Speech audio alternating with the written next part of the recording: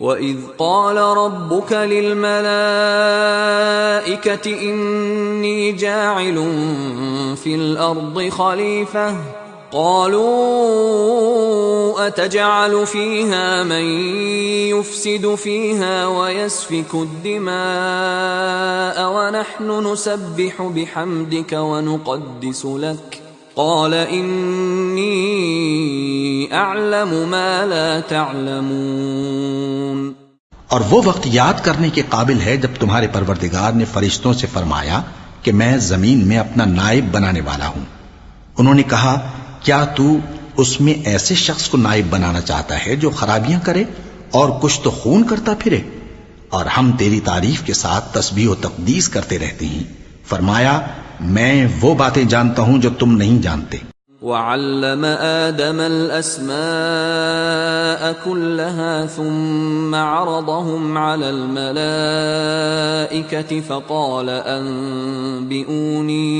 فقال أنبئوني بأسماء هؤلاء إن كنتم صادقين۔ اور اس نے آدم کو سب چیزوں کے نام سکھائے، پھر ان کو فرشتوں کے سامنے کیا اور فرمایا کہ اگر سچے ہو تو مجھے ان کے نام بتاؤ۔ قالوا سبحانك لا علم لنا إلا ما علمتنا إنك أنت العليم الحكيم۔ انہوں نے کہا تو پاک ہے، جتنا علم تو نے ہمیں بخشا ہے اس کے سوا ہمیں کچھ معلوم نہیں، بے شک تو دانا ہے، حکمت والا ہے۔ قال يا آدم أنبئهم بأسمائهم فلما أنبأهم بأسمائهم قال ألم أقل لكم إني أعلم غيب السماوات والأرض وأعلم ما تبدون وما كنتم تكتمون۔ تب اللہ نے آدم کو حکم دیا کہ آدم تم ان کو ان چیزوں کے نام بتاؤ۔ سو جب انہوں نے ان کو ان کے نام بتائے تو فرشتوں سے فرمایا کیا میں نے تم سے نہیں کہا تھا کہ میں آسمانوں اور زمین کی سب پوشیدہ باتیں جانتا ہوں، اور جو تم ظاہر کرتے ہو اور جو پوشیدہ کرتے ہو سب مجھ کو معلوم ہے۔ وَإِذْ قُلْنَا لِلْمَلَائِكَةِ اسْجُدُوا لِآدَمَ فَسَجَدُوا إِلَّا إِبْلِيسَ أَبَى وَاسْتَكْبَرَ وَكَانَ مِنَ الْكَافِرِينَ۔ اور جب ہم نے فرشتوں کو حکم دیا کہ آدم کے آگے سجدہ کرو تو وہ سب سجدے میں گر پڑے مگر شیطان نے انکار کیا اور غرور میں آ کر کافر بن گیا۔